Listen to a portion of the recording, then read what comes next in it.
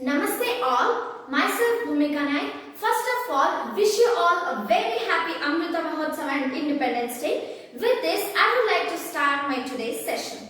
Today, we are going to discuss Chapter 7, Freedom Struggle, that is given in Karnataka State Board Class 10 Social Science textbook.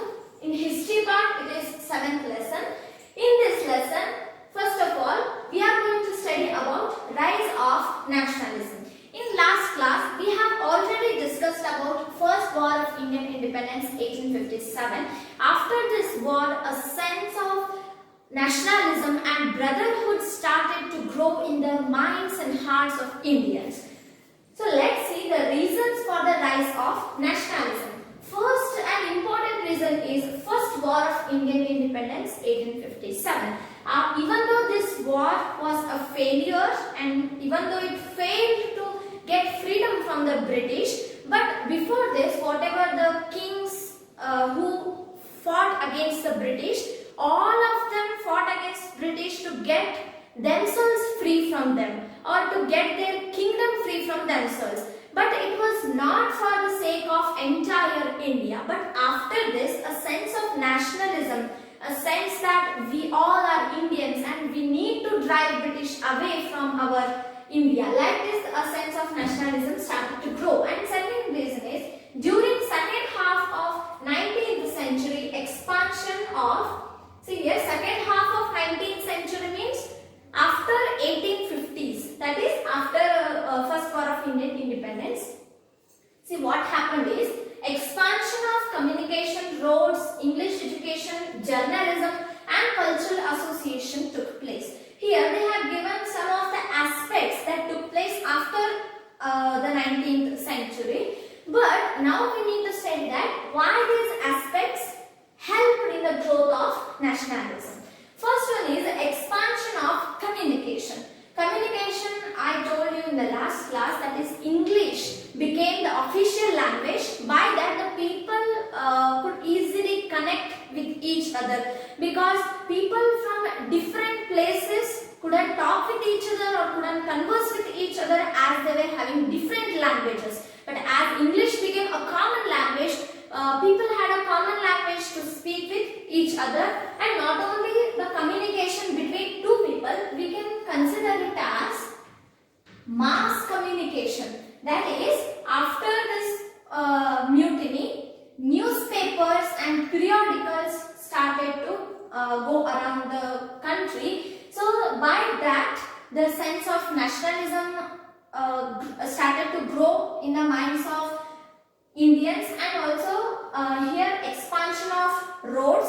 That means it will become easy to connect between two places. And also another thing we can say is the boundary for each kingdom was also got reduced or completely abolished, we can say. Before there were too many kingdoms in India, but after this mutiny, the India became a whole country and the borders were diminished and also roads were expanded so that we can travel from one place to another place easily. And another thing is English education. I already told you this many times. One thing is, by English education, even though the people couldn't talk in English, at least they could understand the English.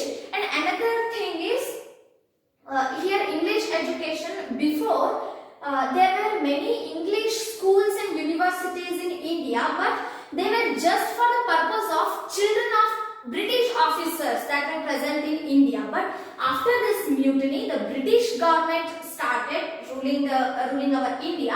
That British government allowed every Indian to study in these English schools and in universities, and even some of the freedom fighters went abroad and studied in different universities, got graduated there and came back to India to work here.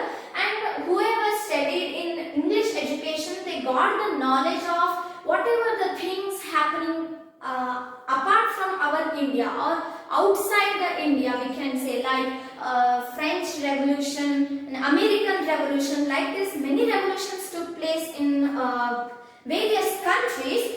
So Indians started to think that such small countries can get independence independence by themselves means our India is such a huge country and it has such a huge population, then we can also easily get freedom from the British if we get united. By studying all those revolutions, they also started to think about nationalism, that we can easily defeat British if we are united. And another thing is journalism. Journalism is also one of the most important reasons for the rise of nationalism, because the writers who were aware of the situation in India, they printed the overall situation and the laws and policies of British in simple language and their own languages, which was helpful for each and every person or each and every citizen of India to understand the situation in which they are.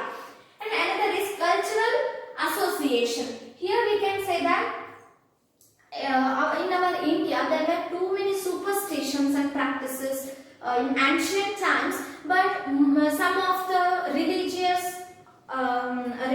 and reformation movements took place, and some of the reformers like Rajaram Mohan Roy and Mahatma Jyotiba Phule, Swami Vivekananda, Swami Dayananda Saraswati, like this many Indian people were also there, and British also helped to overcome the superstitions, like they abolished the sati system and by implementing many more laws. So these cultural what we can say superstitions and blind practices, we came out from all those.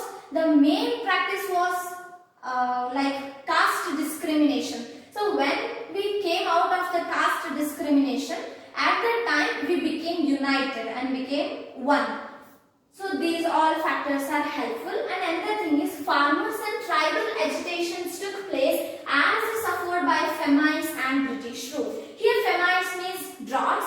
These are natural, we cannot stop them. But above all, the British rule also made the farmers suffer a lot, because they laid too much heavy taxes on farmers, even though their crops were failed, but they should give the tax to the British. That's why it means abolished, or what we can say, exploited the farmers and tribal people a lot. So they also joined the freedom movement with other people. And Indians were allowed in legislation process as per the Act of 1861. This is very important. Act of 1861. It allowed the Indian people to enter the legislation process. In earlier days and in earlier time, whatever the British thought of policies and laws, they completely decided, they used to decide those laws and they directly used to implement them. After being implemented, we couldn't do anything because that law was already passed. But here, Indians were allowed in the legislation process. That means they were allowed in the process of making laws and policies. At the time, Indians used to express their stand for some laws and they used to oppose for some laws. So that's why it helped for the growth of nationalism and also for the growth of Indians. And this one, the songs like Vande Mataram, written by Bankim Chandra Chatterjee, it is our national song today, and Amar Sonar Bangla, that is written by Rabindranath Tagore. Like this, many more inspirational and patriotic songs came into existence, which also helped for the rise of nationalism among Indians. After this, we will study about Indian National Congress. Indian National Congress 1885. Here are some of the reasons for the establishment of Indian National Congress. First reason is associations and organizations started in India, like the Hindu Mela. It was established by Nabagopal Mitra, and Pune Sarvajanik Sabha by M.G. Ranade, Ganesh Joshi and Chiplankar, and Indian National Association by Surendranath Banerjee. Like this, there are many associations and organizations that established in those times. And another thing is Vernacular Press Act 1878 by Lord Lytton. It is one of the most important act, we can say. Vernacular. First, let us understand the meaning of vernacular. Here, vernacular newspapers means the newspapers that were printed in local languages. As we know, there are many languages in our India, and the newspapers that were printed in local languages were known as vernacular newspapers.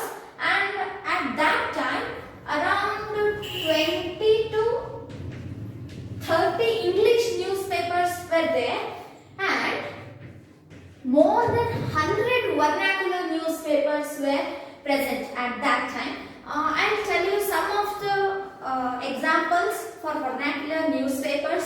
That is famous one, KSEEB in Marathi, and Mathrubhumi in Malayalam, Navabharat in Hindi, and Bombay Samachar in Gujarati. And this Bombay Samachar is one of the most oldest newspaper in Asia that is still present today also.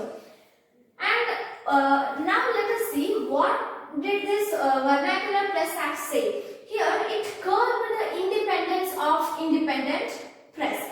As we know, we have a democratic government, and we say that there are three pillars of democracy, and they are legislature, executive and judiciary, and there is fourth pillar of democracy, that is press. We call press as fourth pillar of democracy. And also it is independent from all the three pillars of democracy, what I told you just now. Such an independent press, but at the time their independence was curbed, means it was suppressed. That means at that time all the freedom fighters and writers of these vernacular papers, they started to criticize and analyze the British policies and laws. Hence all the common people of India also started to understand the situation, and they started to question British whatever the step they take. So it was a problem for British. That's why they implemented this Vernacular Press Act. According to it, there was a contract between the government and each press, and before writing anything about the British government, they had to intimate them, and they were not allowed to write anything bad about the British. If they do like that, they were forced to pay penalty to the government, and even though after paying the penalty also, if they continue to do like that, their press used to be seized by the British government. So this is the Vernacular Press Act. It was implemented by Lord Lytton, and after this Lord Ripon, we say he is also a viceroy. When he came to India, he reduced the effect of Vernacular Press Act, and he even allowed the Indian judges in the English court, and those Indian judges used to give the judgment even for Europeans. Actually, that was not at all supported by the Europeans and British government, but also Lord Ripon fought against his own British government, and implemented Ilbert Bill. We say it was prepared by Ilbert. I think we will study in our next classes about Ilbert Bill. So these two were the important reasons, and another reason we can take, that is same First War of Indian Independence. By this National Congress, Indian National Congress was started, and here INC, whenever I use INC, it is the short form of Indian National Congress. INC was formed in 1885 by A.O. Hume, Alan Octavian Hume. He was a retired British civil servant, and this INC was formed in National Convention held at Bombay. Another interesting thing about A.O. Hume is, along with being a British civil servant, and along with being a founder of this INC, he was a famous ornithologist and also a botanist. And next is, first president of Indian National Congress was W.C. Banerjee, that is Umesh Chandra Banerjee, and main aim of INC was to bring national unity among Indians and get freedom from British. Actually, the people of India, and instead of saying people of India, the freedom get freedom from British only when we get united, because we have a huge population in our country, and here that's why the main aim of INC was to get national unity among the Indians. So this is all about Indian National Congress. In our next class, we will study about partition of Bengal. Thank you for watching.